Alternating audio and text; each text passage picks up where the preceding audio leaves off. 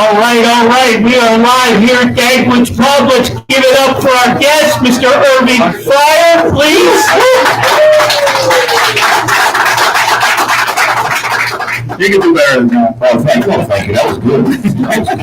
All right, let's try that one more time. We're here at Dagwood's. We're live. This is This Fan's View, and our guest this evening is Mr. Irving Fryar. All right. There you go. Well, listen, I was happy with the first applause because you all clapped louder for me than my wife does.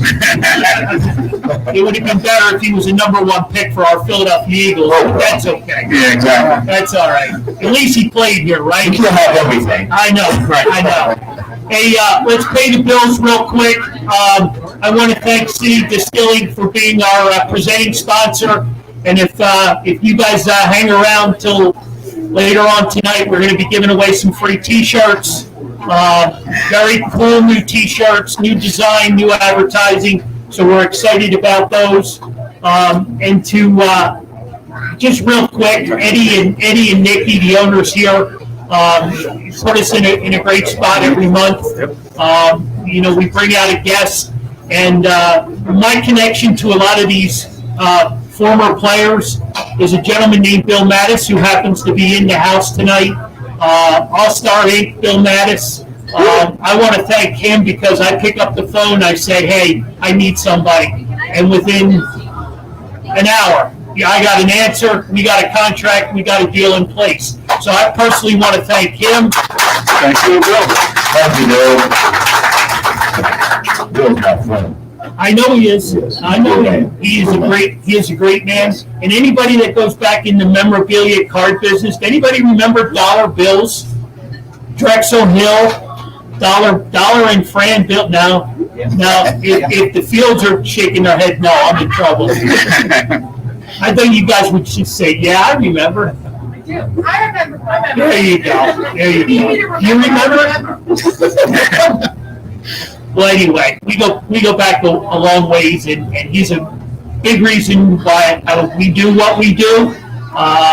We've got a lot of great connections with a lot of athletes, former players, and to be able to broker this into the podcast and the shows that we do just says a lot about having friends and connections. And that's what it's all about. So I personally want to thank each and every one of you for coming out. And I know a lot of you are following us now.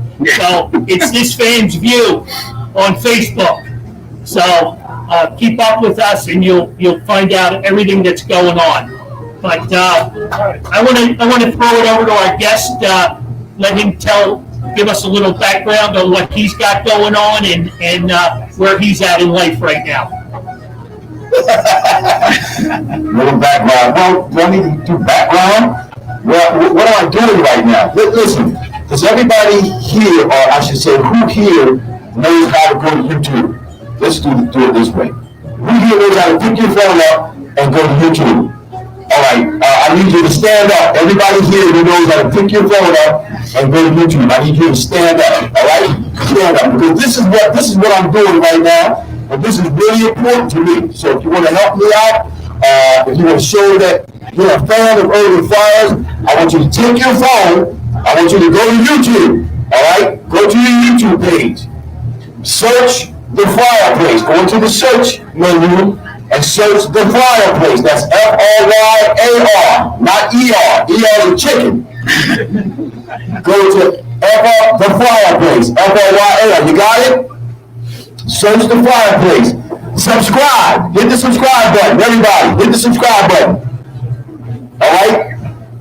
And if you want to know what I'm doing, we're live every Friday on YouTube at 12 Eastern Standard Time. You obviously it's posted and you can go back and watch them. But we've been doing this since June, or I should say July 2nd, 2021. So it's not quite a year old, but that's my focus right now. We have many guests on this Friday. We're going to have a couple of therapists on. It's really going to be good this Friday, where we're going to be talking about mental health and the relationship with the pandemic and people dealing with depression and helplessness and all of the things that we're having to face right now because of this pandemic. So it's really going to be good. got a young lady by the name of Dr. Tanya Tinsley, and another therapist by the name of, his name is Tim Massaquoi. He's here in Philadelphia. We're both in Philadelphia. So check us out, all right? If you want to help me out, like I said, subscribe. That's what I'm doing right now. The Fireplace Podcast. There you go. Give it up. Grateful. Thank you, everybody. Now I should have about 35 new subscriptions when I walk out of here today. We appreciate you. Thank you. All right, I'm going to throw it out to you guys. Give you the early question and/or comments for our guest. Any early questions or comments that you want to throw out there? You can be the first. Lauren's out in the room. She's got the mic. You can be number one if you like. Don't be bashful. You know, everybody looks like the food is really good. Yes. All right, we do have a question. They're all chomping on. Yeah, the food looks really good. Hi, I'm Tim from Allentown. Hey, Jim, how are you? If there was one quarterback that you would love to play with during your career, who would it be? There's no doubt about it. Well, for me, there's no doubt about it. The quarterback that I would love to play with is Aaron Rodgers.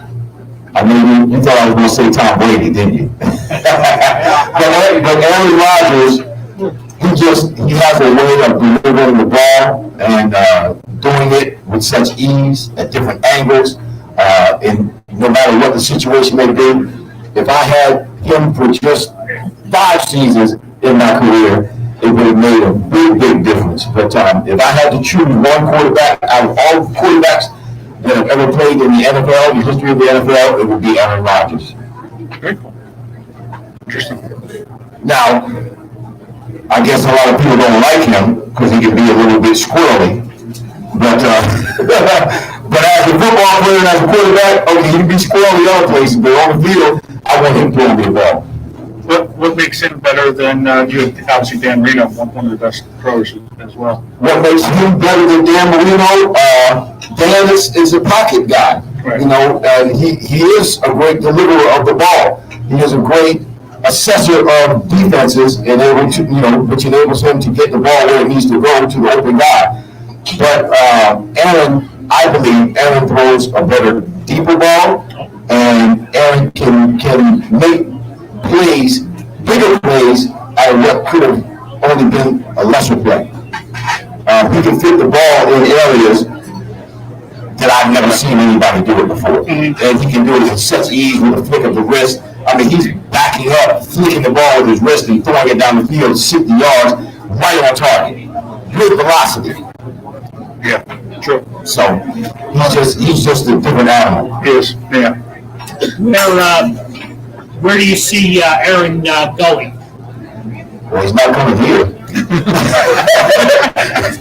I mean, no, seriously, we're talking about, there's a few quarterbacks that you hear the sportscasters and the media talking about possibly coming here.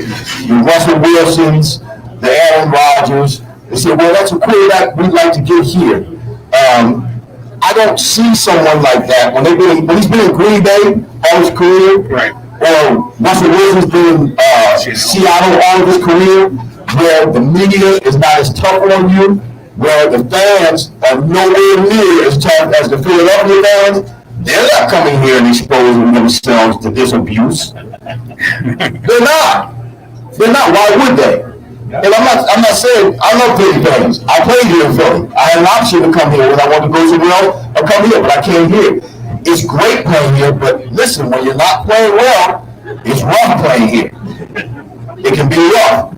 Ask Carson Wentz. That was a part of his problem. He just couldn't handle the criticism and the critiquing by the media and the fans. So I don't see someone like that coming here. Where he'll go, I don't know. That's yet to be seen. I'm sure there are many teams out of the 41 teams. There are at least half of those teams that would love to have an Aaron Rodgers on the team. I would love to have Aaron Rodgers here, but I just don't think someone like Aaron Rodgers is going to come here to Philadelphia. You think he would go home? Let's play for San Francisco. San Francisco might be a good place for him. yes, that, I wouldn't say that was not a viable option. Yep. All right, we got another question from the audience. Yeah, Irving, on the opposite side, who is the toughest guy to defend you?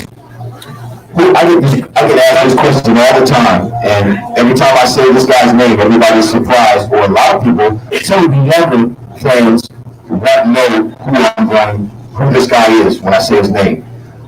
The toughest defensive back that I played against, his name is Raymond Claiborne. Anybody remember Raymond Claiborne? Raymond Claiborne was on the New England Patriots when I got drafted to the New England Patriots. Now, the reason that Raymond was so tough was, one, because I had to see him every day. And he was a Pro Bowl caliber defensive back. So you couldn't come at him with the same old stuff all the time. Raymond was taller than me. Raymond had long arms. And Raymond was just as fast as I was. So I couldn't get away with things with just my speed.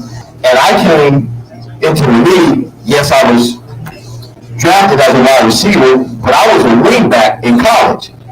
So I was more of a back than I was a receiver. Yes, I caught a few balls, but I was more of a blocker and a runner than I was a receiver in college. So I was in the three-point stance all the time in college. So I had to learn, my first couple of years, it was just a learning curve, how to stand up on 2 feet and get around this guy that's in front of you who's trying to stop you, and get in and out and catch the ball. And Raymond Claiborne kicked my behind every day. He kicked my behind every day. But when I got to the game, it was easy for me. So I learned that in my preparation for the season, during the off season, I would prepare to beat Raymond Claiborne in training camp. Because you want to have a good training camp. You don't want to come to training camp and be a flop. You want to come to training camp and shine. So I trained during the off season to beat Raymond Claiborne because I knew I was going to see him every day, every play. And I did that every year on every team that I was on, prepared during the offseason to beat whoever was the best corner on the team. When I was here in Philadelphia, I prepared during the offseason to beat Troy Vincent. He was the best corner when I was here, and I would prepare during the offseason to beat him. And I'd go into camp and beat him. Then when the season came around, it was easy against the other defensive backs. Smart. So is that what made the 85 season work out better for you? You know, get a good 85 season. Possibly. After 84, Yeah, possibly. I think that was a team effort again, as we talked about with the Bears and how they were so good that particular year that we played them in the Super Bowl, got a behinds work. They were just great that year. Everything gelled for them that year. The cohesiveness, the unity, it just all came together. And that's the same thing that happened with us on that particular year, because after our Super Bowl year, we lost the Super Bowl against the Bears, but that next year we kind of fell off the shelf. So we were kind of like an overnight sensation as well. But yeah, that's what began. And that second year for me, I actually made the Pro Bowl as a punt returner, not a wide receiver. Right. And that's it. Did anybody see the Pro Bowl? We were going to get into that. Yeah, is that a farce or what? Glorified two-hand touch? I didn't know that was going to happen. I was doing a watch party. And I thought maybe they blew, on the first play, I thought they blew the whistle. Somebody blew the whistle dead. I'm like, oh, they must have blew the whistle dead. No, they're playing touch football. Right. And not even playing walk touch. They're just playing touch football. They did not, it was easier than a practice for them. Yep. It was easier than any of the practices I've ever had in the 17 years of playing football. J.J. Watt said it was more physical than some of his walkthroughs. Exactly. That was. I mean, it was embarrassing to me because I saw Deion Sanders post something about put a post up after the Pro Bowl about how we used to be prideful and we were prideful and we were proud, I should say, to be there. We wanted to show off our stuff. Right, when we got there. Yeah, sure. Show what we had against the best. And we went out and we played. We didn't play to hurt one another. We didn't go excessive, but we did play. You know how to go. We know how to play hard without hurting someone. Right. So we played hard and we want to take off. what they're doing now, they just need to stop that. If that's how it's going to be, who wants to watch that? No, exactly. That's not football. If anything, you think they should just go to playing flag football just to show off the talents? No, I mean flag football. That's not even, No, not even flag football. No. Yeah, but yeah, that was a joke. Yeah, they need to change that. They need to do something about that. Right. Lauren, you got somebody in the crowd? We do, yes. Hello, I just wanted to know, two-part question. What was your favorite moment playing in Philadelphia, and what are your thoughts on Jalen Hurts? Wow, how much time we on? I didn't ask this question. My favorite moment playing in Philadelphia was my first year here, and I believe it was the fourth game of the season. I believe it was the fourth game. But we were playing against the Miami Dolphins, and that was the team that I had just left. And I scored four touchdowns in that game. Yeah, that was pretty sweet. Not to interrupt our guest, but that's one of the photos, one of the trivia prizes that we're going to be giving away tonight. Sorry. No, it's okay. I didn't give away any secrets, but that's going to be a great gift for somebody. And he's also got the inscription on there with the date and everything. Lauren, if you could hold that up, because we're going to do some trivia shortly. So. Yep, I'm holding up 4 fingers. Yep. That was the last one. Look at the man, the guy. I was like, this cat can't. I'm just playing with him. He can't cover me. Come on. He's defeated. He's defeated. All right, I didn't mean to interrupt you. So that was a sweet moment for me. You know, Philadelphia pretty much is home for me. Yeah, I went to the University of Nebraska and played college ball there. I was drafted to the New England Patriots, played 9 years there. Then I went to the Miami Dolphins and played 3 years there. And I'm born and raised in Mount Holly, New Jersey. So then I get an opportunity as a free agent to come back here to Philadelphia. There was no hesitation for me. Now I have the opportunity and had the opportunity and took advantage of the opportunity to play in front of my home fans and my family. So, you know, it was great. It was great the time that I was here, even though it was only 3 years. Wish I could have played longer. What do I think about Jalen Hurts? We were just talking about Jalen. We were. I don't have, first of all, I don't have anything negative to say about Jalen. I think Jalen has continued. Well, first of all, he surpassed what I think a lot of people thought he was going to do and how he was going to play and the accomplishments that he was going to be able to achieve. I think he surpassed a lot of that for us. People didn't think going into this past season that the team was going to be able to accomplish what the team accomplished, which is to get to the playoffs. Most people, if you had asked them before the season started last year what the season record was going to be, they would have said something more along the lines of a losing record, more so than a winning record, and going to the playoffs. Jalen Hurts has continued to improve, all right?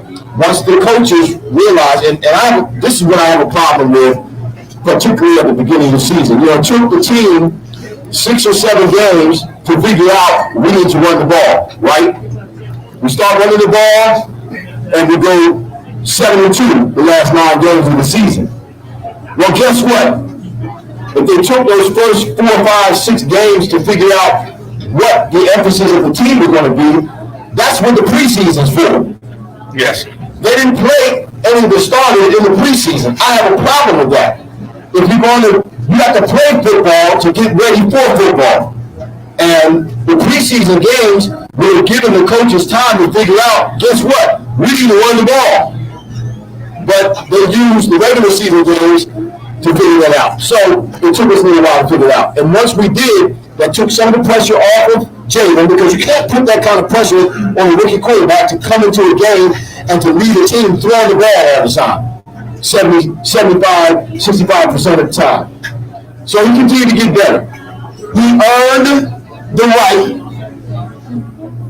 for him to be the starter for the next year. We're watching.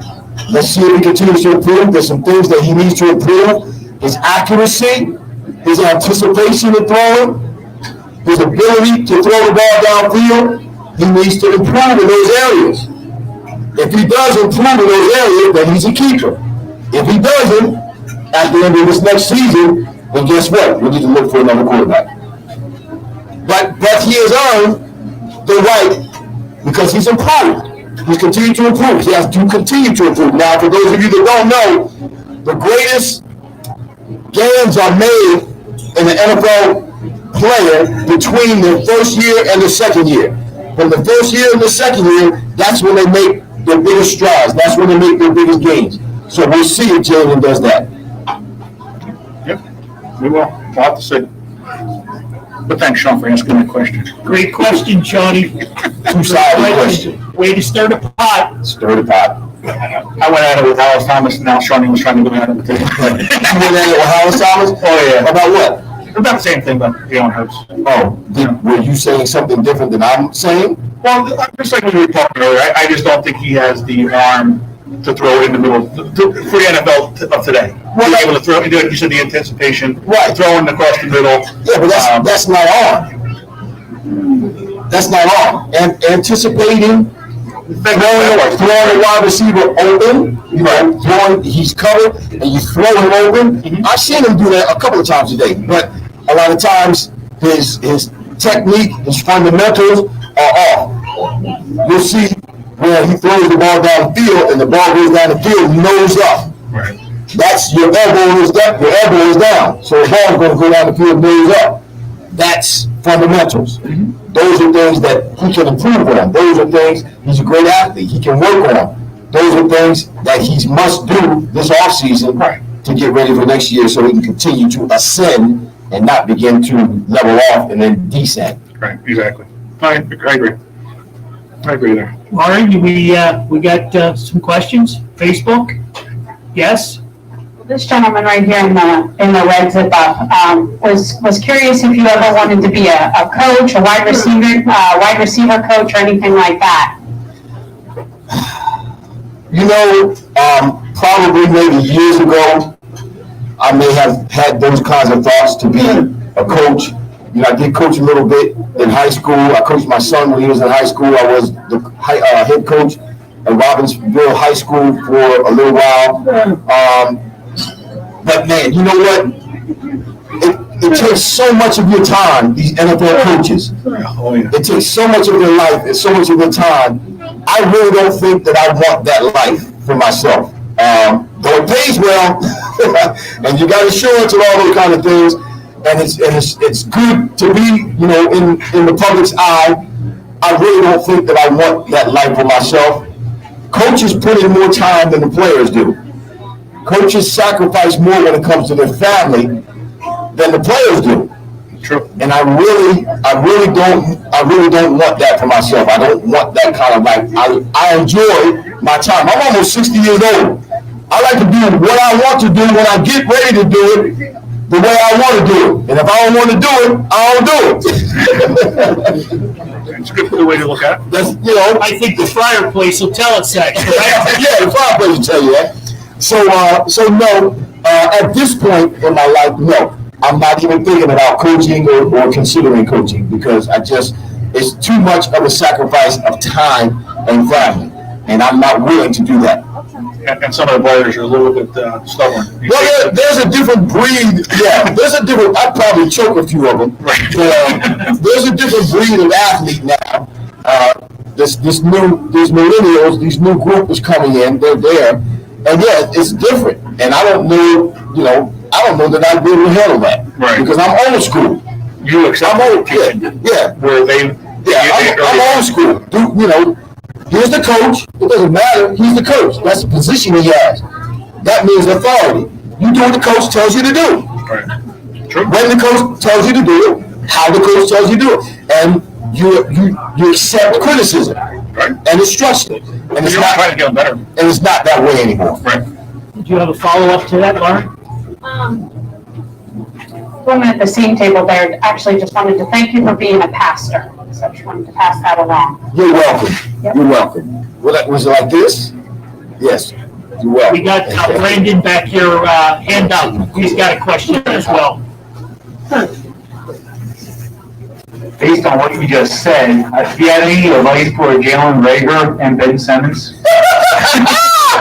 Whoa, it's getting ready to get hot in here. Listen, we say the fireplace is where the conversations are fire.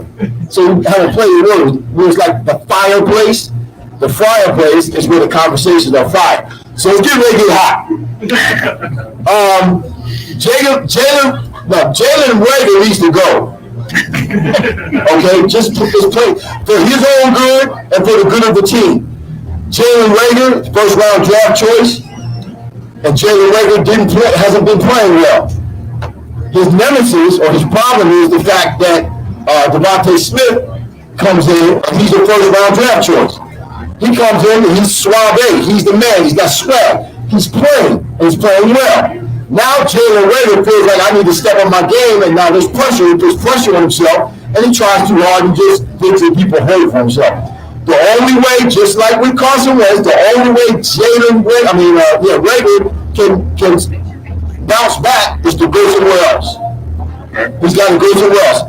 And just let me add on top of that, the only other receiver that we need to keep is Quez Watkins.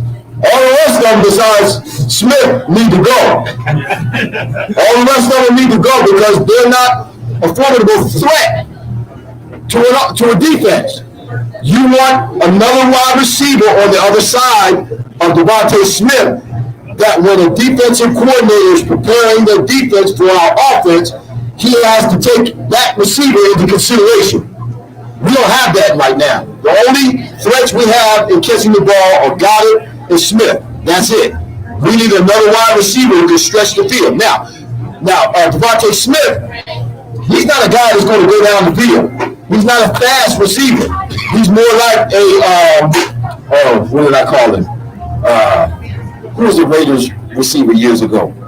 The possession receiver. Come on, help me out.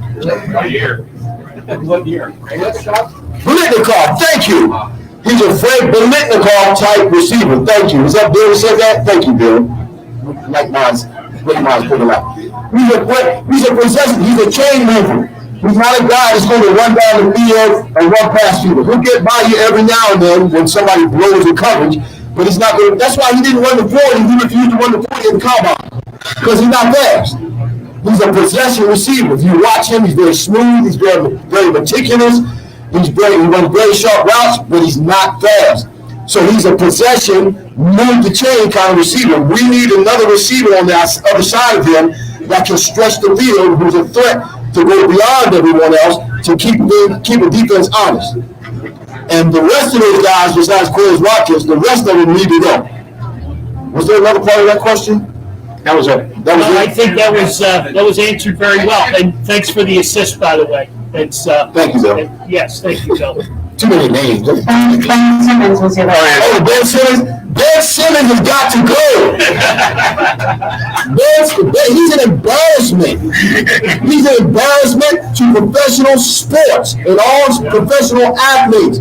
He's a big baby. Sucking his thumb. Well, because the coach said this about me, the fans said this about. That's why he's not playing, because he feels too much pressure because somebody said it's not what anybody did. He's not playing because he feels too pressured. I can't play here in Philadelphia. What? For real, I've never seen or heard of anything like this before. It's a total embarrassment. And it doesn't fall on management. It doesn't fall on ownership with the Sixers. It falls on Ben Simmons. He is an embarrassment. He's a joke. He's got to go. Right, yeah. He's got to go. Don't want him at all. No, I don't want him either. Well, hopefully in 20 hours he will be gone. You know what? Hopefully they'll get rid of him in 20 hours. But if they don't, it's just going to get worse. Well, oh yeah, It's going to get worse. yeah. Yep. All right, before we jump into some trivia, I heard a comment earlier, and I'm gonna start pointing names, but somebody had done some homework and checking up on trivia questions and different things. So They don't know me too well. well, they haven't been here, and they don't know that we changed things up. So their little cheat sheets aren't going to work well anymore. So Study sheet! study sheets. Cheat sheet. Study sheets. They all work. You got to do it back in your hand. Like in school. They're school teachers still. Oh, your school teachers. Never study. You're teaching bad habits. Yep. Yes, they are. All right, so we're going to dig into some trivia. For everybody, the raffle table is wide open. If you haven't gotten your 2 free tickets, go over and see Sue if you'd like to purchase some other ones. All of those items are going home with somebody tonight. So dig in, $1 a piece, not breaking the bank. I've got another little hidden gem that I got to kind of like go quiet, but we got a friendly little block pool in the room. So anybody interested in a block pool, see Lauren, and we can have a little action for Sunday. Little action. So need to keep that on the lowdown. I don't want to get in any trouble with anybody. We're on Facebook and up there on YouTube. Oh, okay, so it doesn't matter then. Where would it be if we get And a couple thousand viewers. Nobody else is watching. But a lot of good drink specials from our proud sponsor, City Distilling. I know Emily is a big connoisseur of those specials. Hopefully she'll be able to help us break down tonight. All right, so take care of your servers. No, that's Emily's. They're doing a hell of a job for us. I see them running around, and I appreciate everybody coming out tonight. Again, if you're new to the room, we're This Fan's View. We're every Wednesday night, whether we're live on Facebook at our other location, Hanrahan's Irish Pub in Drexel Hill. Another great spot. Come join us. We've got Bob the Hound Kelly coming out in 2 weeks. So you can join us there. And before I leave tonight and sign off, we'll announce our guest coming here to Dagwood's next month. And y'all know it's March Madness, right?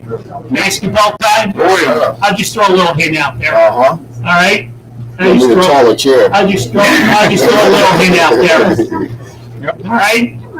You ready for trivia? Absolutely. Here we go. Hands up. All right, so remember, raise your hands, no yelling out, so we can have Lauren get you the answers, so we know. Thank you. All right, so how many touchdowns did Irving Fryar have in his career? Oh, gosh. I don't even know. How many touchdowns How did many? Irving Fryar have in his career? 84. That is incorrect. You were Wikipedia searching and I Pop-Pop. told you, stop believing everything you see on Wikipedia. See, this is like, And Pop-Pop's lies. yeah. Well, 85? who said that?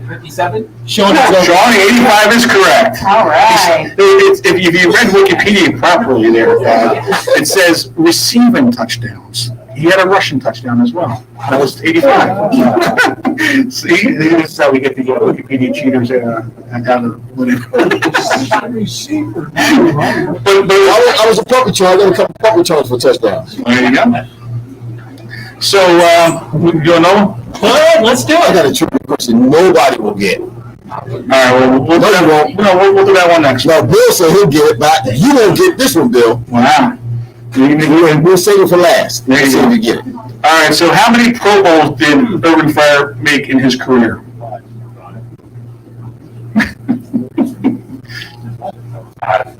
5 is correct. 5 is correct. See Gotta that? raise your hand, don't hold the answer out, Exactly. or else you don't win. Don't yell the answer out. Raise your hand. Yeah, Lauren wanted to be a school teacher. This is her opportunity. Lauren doesn't play. No, she doesn't. Lauren doesn't play. You guys better do it right. Lauren will get you. All right, so as Irvin said, he's a local guy growing up here in South Jersey. What was the high school that he went to? Ooh. Ooh, a lot of arms up. We went all the way to the back. What's up for you up here? Yep, got the glasses. Yep. I'll allow it. Yeah? It's far. He's far. There you go. Well, somebody, He says Devils. Yes, Red Devils. He got a chair. Yep, he come prepared. Wow. That's hot, man. Yeah. That's nice. All right, we'll do one more. We're all here. I think Lauren's Getting a question or a comment or? No, he was also answering the trivia, and he got it right. So, Gotcha, Yep, okay. yep, All right, You got it right? yep, we got a winner right up here.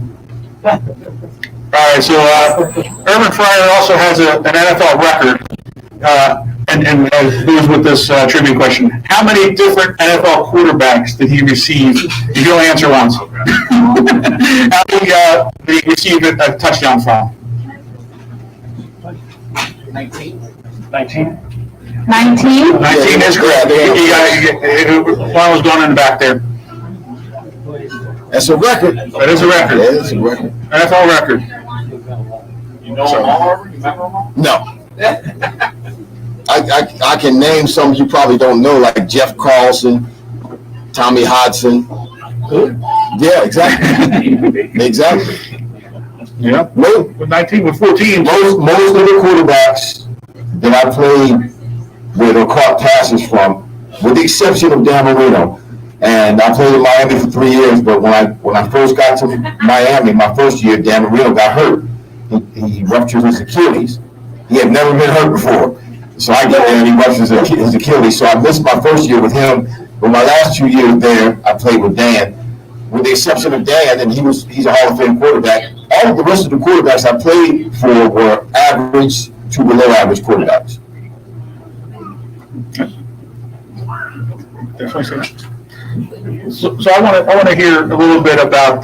Can I ask my trivia question? Absolutely. Because Bill thinks he knows the answer. Let's put him on the spot. Oh, he's not going to get this. When I came into the league, I wore a bigger number than number 80. When I first came into the league, for the first half of my rookie season, I wore a different number than number 80. What was my number? He thinks he knows it this time. All right, well, he seems confident. He's got it wrong. 86. No, sir. That was Stanley Morgan. Stanley Morgan was Was he 86. cheating though? Hey, Yeah, was I cheating? yeah. No. I feel like you were trying to tell somebody that in the crowd. Don't mess with him, man. Nobody knows the answer to this. Oh, he definitely was cheating. 84? Nope. I'm going to go with 45. Nope. Oh, we're just working See, Bill wasn't right either. Huh? 27? It was 27 in college. No. Okay. No, let him know. Huh? 82? Nope. 40. 40. 0. How about you start with one? Double zero. Nope. 140. Hurry up, Sam Wilson, Google that real quick. Come on. Start at 1 and work our way up. Yeah, I told you, nobody gets the answer, and I played games with this number. 000. Nope. Wow. Got a stump. You've exhausted the crowd. Oh, they're never going to get this. And you can use this all you want. Wait, make the question repeated, please. When you see pictures of me, I'm wearing number 80, or when I was in Washington, I'm number 86. But most of my career, I wore number 80. But when I came into the league as a rookie, the first part of my rookie year, my number was not number 80. I wore a different number. What was that number? There's a lot of Googling going on. Huh? Is there a running back number? Yep. I'll take a guess at 88. Is that your high school number? No, sir. That was my high school number, though, but that was not my All number. right, he just threw out a clue. I just threw out a He clue. was a running back number. No, 41. no. 25. Let me give you a hint. I'm going to give you a hint. Another hint. I went from college football to professional football. 28 then. 28. There you go. 28. Give me number 28.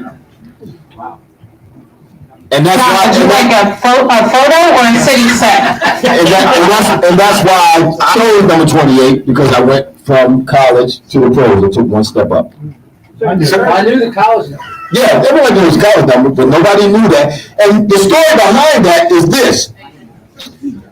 I guess Don Shula was a part of some committee that had something to do with uniforms.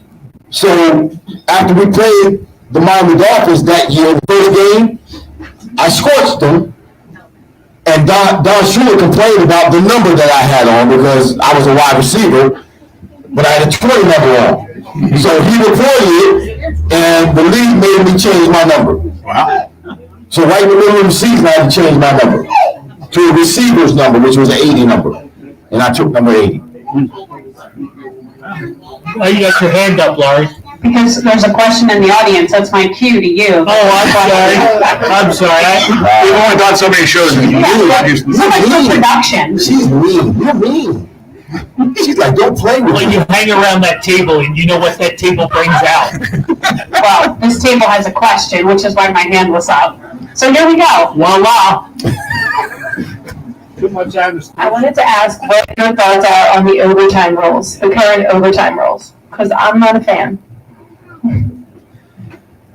I like the way they used to be, meaning first score wins.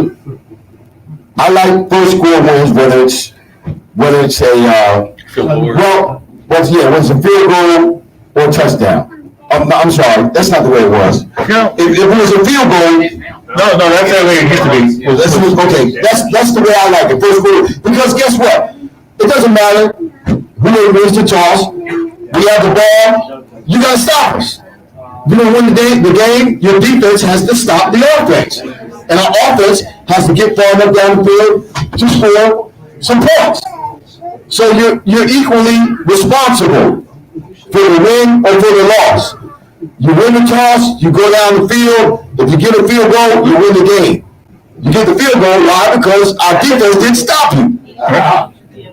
So you're just as responsible, whether it's your offense or whether it's your defense. That's the way it was for so many years.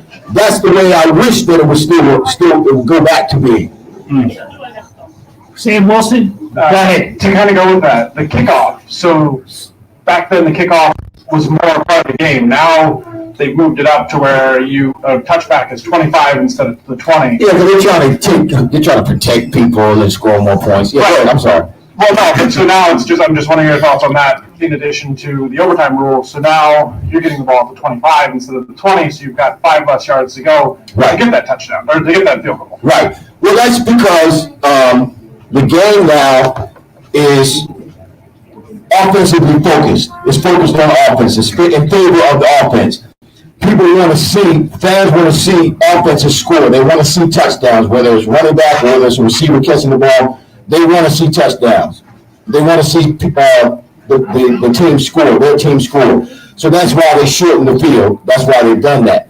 The game has just changed. It's unbelievably a lot different than it was when I played.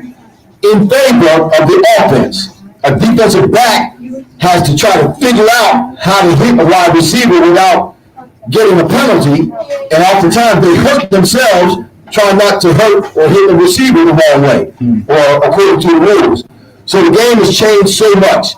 But, yeah, I like the way things used to be. That's the era in which I played. You get the ball on the 20-yard line, you got to go 80 yards to score, rather than getting a touchback and starting 5 yards, 5 yards farther down the field, and you got 5 yards less to go to get a touchdown and score points or to get a field goal. So things have changed, but they changed in favor of scoring more points, which is what the fans like, which draws more attention to the NFL, which sells more tickets, which creates more money. Because the bottom line, money. Don't get it twisted. The bottom line of the NFL, money. It's about money. Period. If you think anything different, you're sadly mistaken. It's a great segue to our next part of the conversation, the Super Bowl on Sunday. Talking about money. How much are tickets now? How much does it cost? $6,800 was the cheapest. $6,800. That's off market. Off market all the way up. $6,800 Who's going? for a ticket to the Super Bowl. Have you lost your freaking mind? All the way up to there was $60,000 for a ticket. That's absolutely asinine. Is it not? Oh, absolutely. It's football. Come on, man. This is ridiculous. Plus, it's almost better than watching it on TV. Well, I mean, no.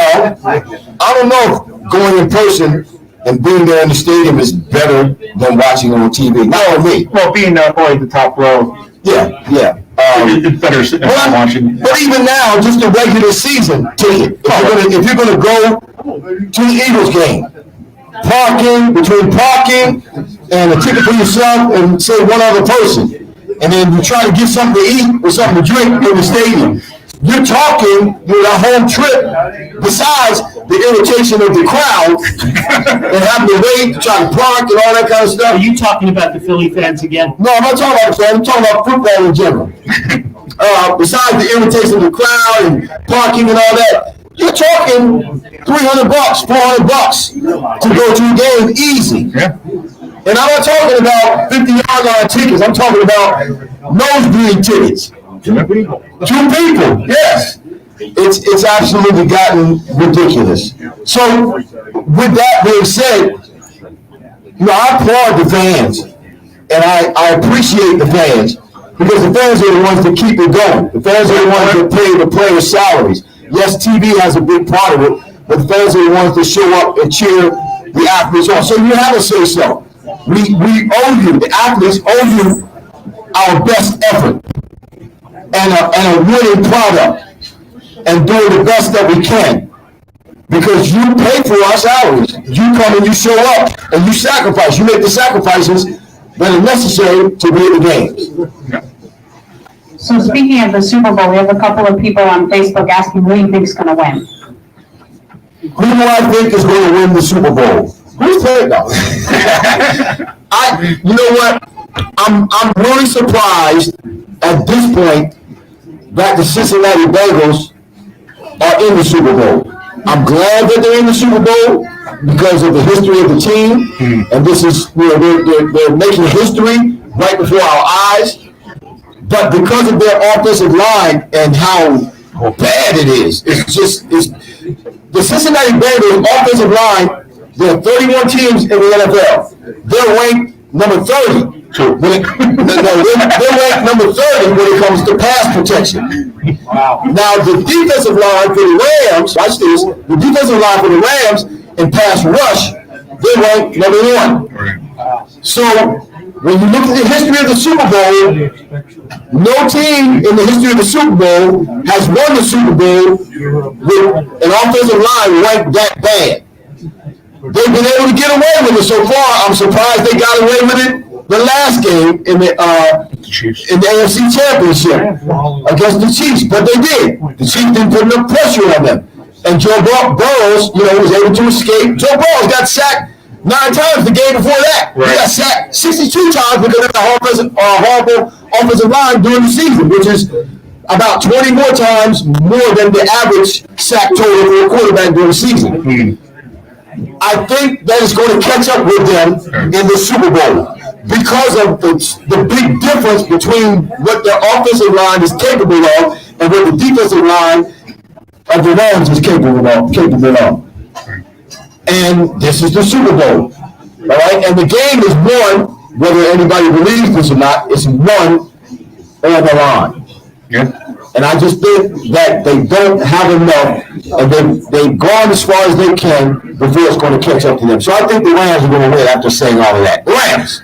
All right. So what do you all think? Let's see a wave of hands. Bengals? There it is, Tiger. Rams? It's pretty even. Yeah, it's pretty even. Now, let me set this straight. I say I think the Rams are going to win, but I want the Bengals to win because I like Joe Burrow. I like him, man. That kid's got moxie. That kid's got guts. That kid's got heart. He's going to be a star for years. And if they can do anything over the next couple of years, particularly in this draft, if they can do anything to improve that offensive line, man, look out. Because he's got weapons all around him. Look out, those cats will be in the Super Bowl next year. Yeah. So going off of that a little bit, Rob Gronkowski said that the next quarterback he played for if he stays in the league would be Joe Burrow. If that happens, what does that do for the Bengals? it elevates them, the whole team, to a whole nother level. Right. Again, but it's limited unless they do something about that offensive line, because he's got Chase. That cat's from another planet. He's I mean, when you look at him and you look at Devontae Smith, he's head over heels in terms of performance and ability over Devontae Smith. So he's got the weapons already. Burrow has the weapons already. He just needs a little more time.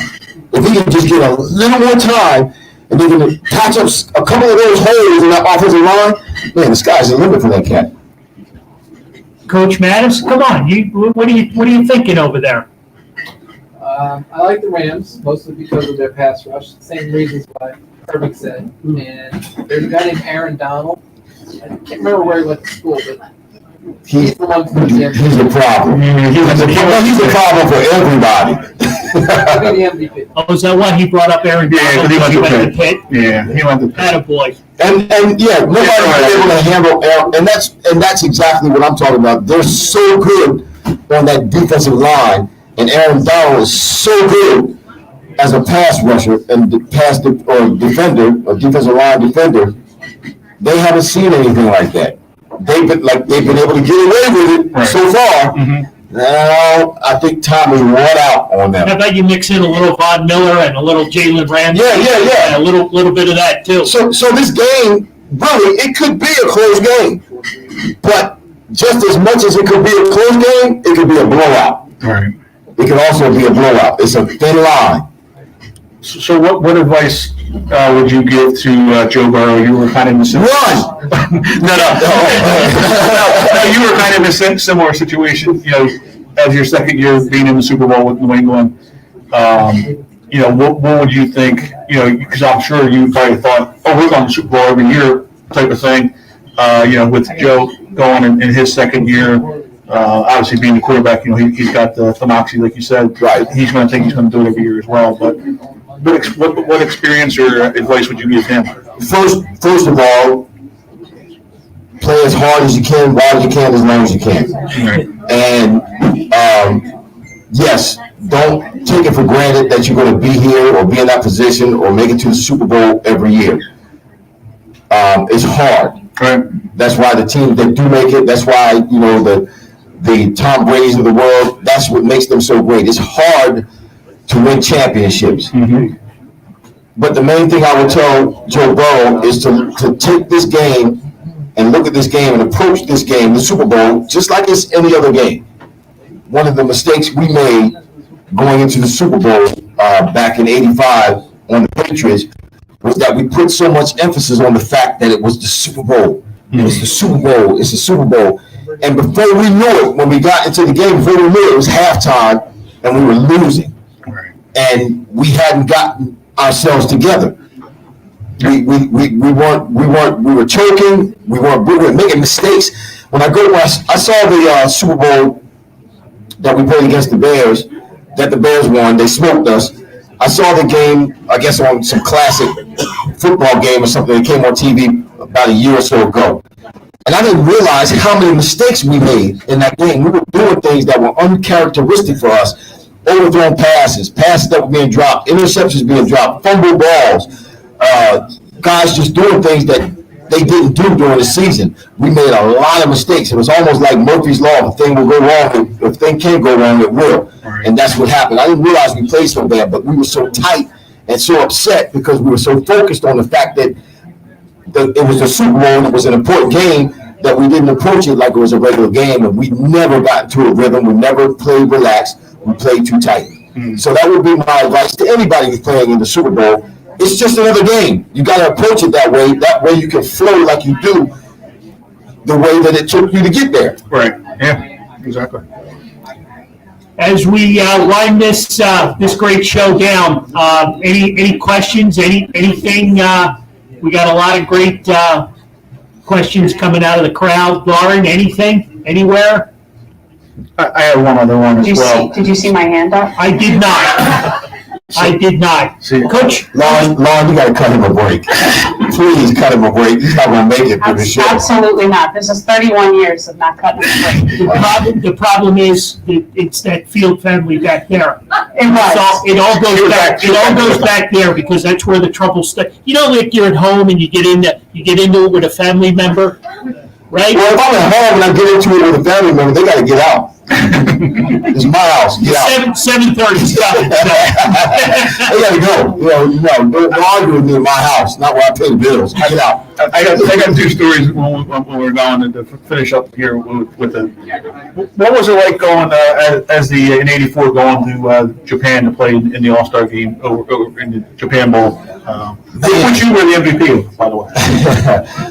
That was we were doing a lot of great things back then, coming out of college, getting ready, knowing that you're going to be drafted, or they're saying you're going to be drafted into the NFL. So now you're traveling and you're playing in these all-star games together with your college teammates, and now you get a chance to meet some of these other college all-stars that some of you played against, and other ones you're meeting for the first time, and going to a country that I'd never been out the country before. The first time I go out of the country, I go to Japan.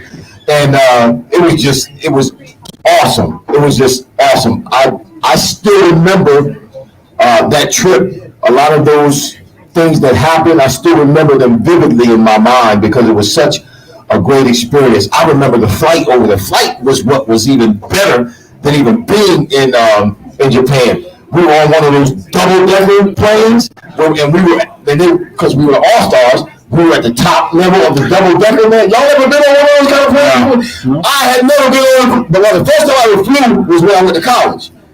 That was the first time I ever been on a plane, when I went to Nebraska at 17 years old.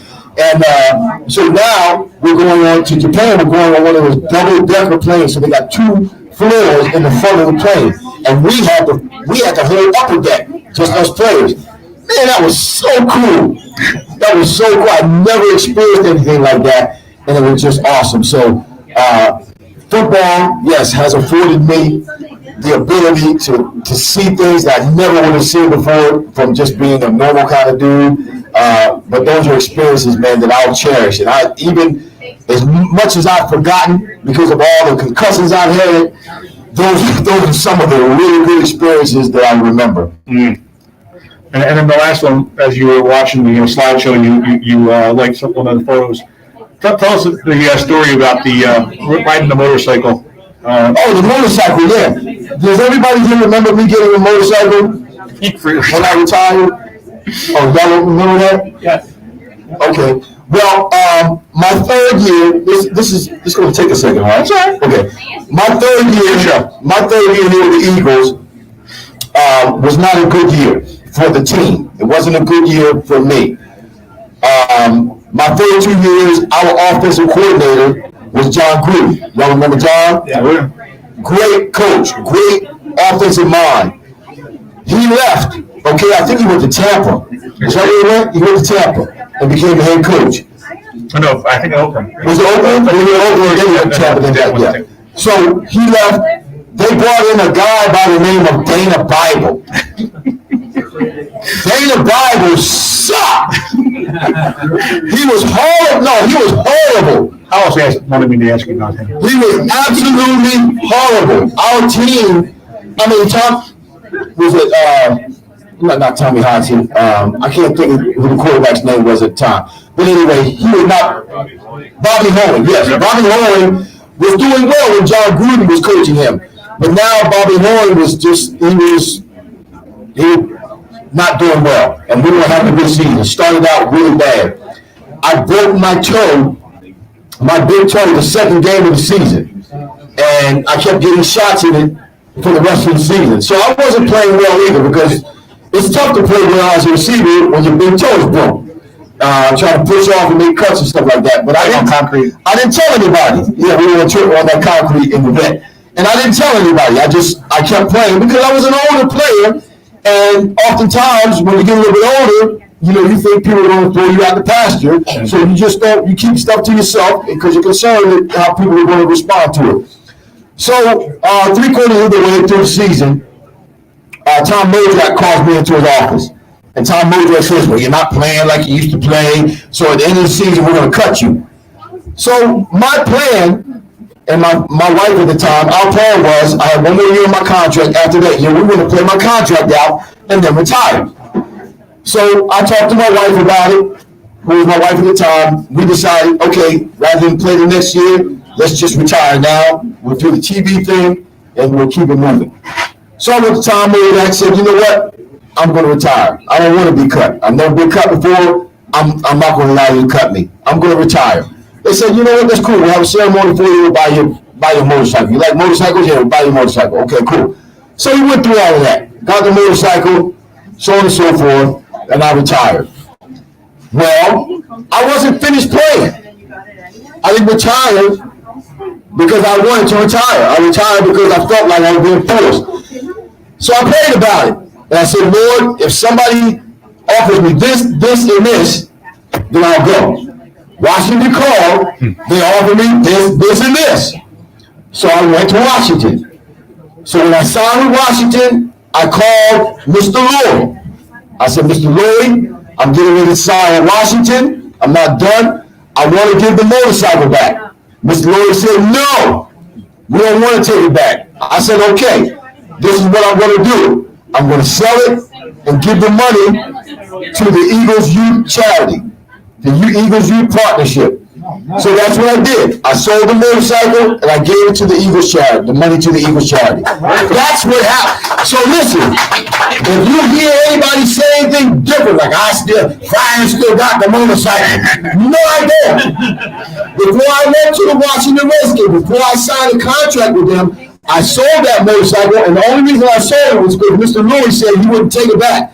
So I sold it and gave the money to the Eagles Youth Charity. All right? You heard it from the horse's mouth. If you hear anybody say anything different, make sure you correct them. So who did you know that you got a motorcycle, and who was it? Was it Carmichael that got the golf clubs? Or Mike Quick? Modrack. I talked to Mr. Modrack. He said motorcycle. I said, cool, yeah. I had 3 other motorcycles at the time, so it was easy to give it back. One last question before we call it a night. Your favorite coach, whether it be college, pros, high school, wherever. Your favorite coach. No doubt, head over heels, hats off, not even a second thought, Tom Osborne. Tom Osborne was my college coach. Tom Osborne was the first example of what real manhood was all about. I had never seen in my life what a real man was or is. And understand this, fellas, men, brothers, listen to me. All the men in the house. You're not listening. That cat's not listening. Okay, now you're listening. Listen to me, men. Okay, this is important. Boys don't grow up to be men instinctively. We don't do it instinctively. We're not like animals. A baby bear cub instinctively grows up to be a full-grown grizzly bear. It's just in their nature, they do it instinctively. Boys become men when they see what they think manhood is being modeled out by a man. So a young boy who's 12, 13 years old, at that point in his life, he will choose a man that he believes is the model of manhood and then begin to emulate him. All right? Whether it's a drug dealer, whether it's a man who's a family man, whether it's a police officer, a boy at 12, 13 years old will choose a man that he believes is what manhood is all about and begin to emulate him. We become who we become because of what we see, and then we emulate it. We don't do it instinctively. In order to be it, we have to see it. So be careful what you're portraying. Be careful what you're doing, because some young boy is watching you, and he will begin to emulate you, and he will become who you are, because he believes what you're doing and how you carry yourself is what manhood is all about. There you go. And we can get more of this where? At the fireplace. where the conversations are fire. Every Friday on YouTube Live, 12 Eastern Standard Time. Very good. Let's give it up for our guest, folks. Irving Fryar. Thank you. Thanks for coming out. All right, as we close our live feed on Facebook, we'll hang out for a little bit. I got a couple of announcements, some housework to do, some credits and things. So we'll close it out on Facebook now. All right.